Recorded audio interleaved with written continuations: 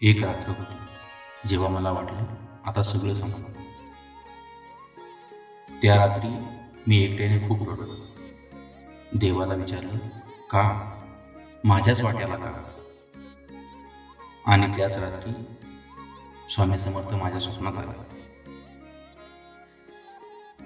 आज मी तुम्हाला तो अनुभव सांगणार आहे, जो अनुभव मी आजपर्यंत कोणालाही सांगितला नाही.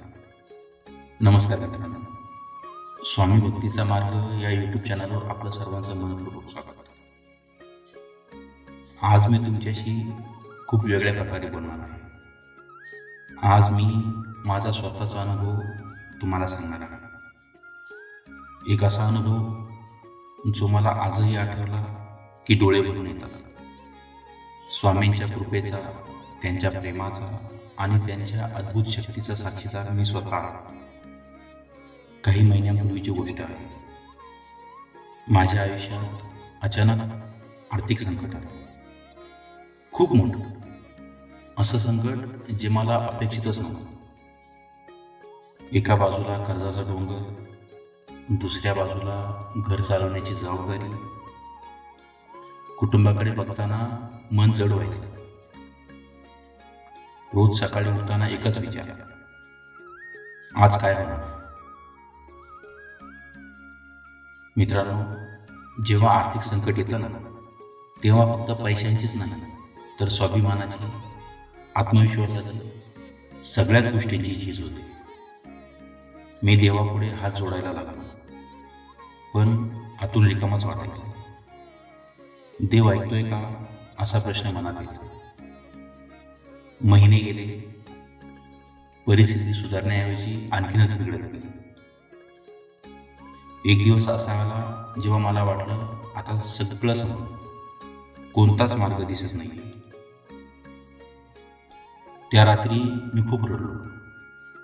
देवाला, स्वामींना विनवलं, स्वामी, मी काय चुकलो?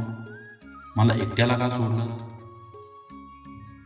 एकदा तरी सांगा, मी काय करू? रडता रडता केव्हा झोप लागली ते कळलंच नाही. आणि मग त्या स्वप्नात मी एका मोठ्या प्रकाशमान ठिकाणी उभा होतो. आजूबाजूला खूप शांतता होती. एक अद्भुत सुगंध होता आणि समोर स्वामी समर्थ उभे होते. मला शब्दात सांगता येणार नाही ते दृश्य. त्यांचे डोळे बघताना मला वाटलं जणू माझ्या आयुष्याची सगळी दुखणी त्यांना एका क्षणात समजलं.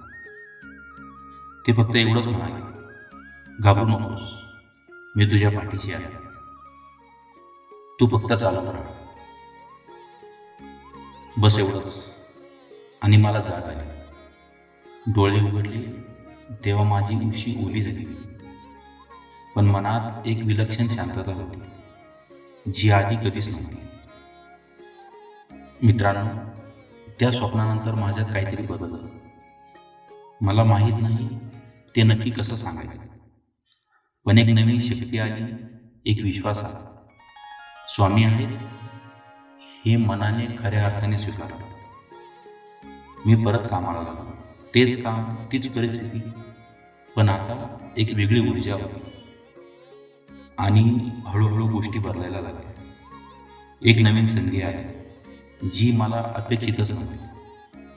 एका ओळखीच्या माणसाने मदत केली ज्याच्याकडून मी कधीच अपेक्षा केली नव्हती. महिन्याभरात परिस्थिती इतकी बदलली की मला स्वतःलाच आश्चर्य वाटलं. मित्रांनो, हा योगायोग नव्हता. मला ठाऊक आहे हे स्वामींचंच काम होतं. चालत राहा हे 2 शब्द त्यांनी मला दिले आणि त्या 2 शब्दांनी माझं आयुष्य बदलून टाकलं. मित्रांनो, हा अनुभव मी आज तुम्हाला का सांगतोय? कारण मला माहीत आहे तुमच्यापैकी अनेक जण आता अशाच कुठल्या तरी संकटातून जात असतील. आर्थिक, कौटुंबिक, आरोग्याचं कुठलंही संकट असेल. मला फक्त एवढंच सांगायचं आहे, तुम्ही एकटे नाही आहात.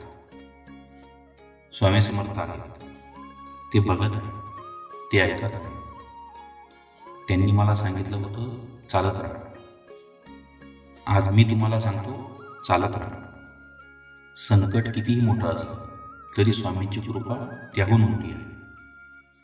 फक्त मनापासून एकदा हाक द्या, स्वामी मी एकटा आहे, तुम्ही या.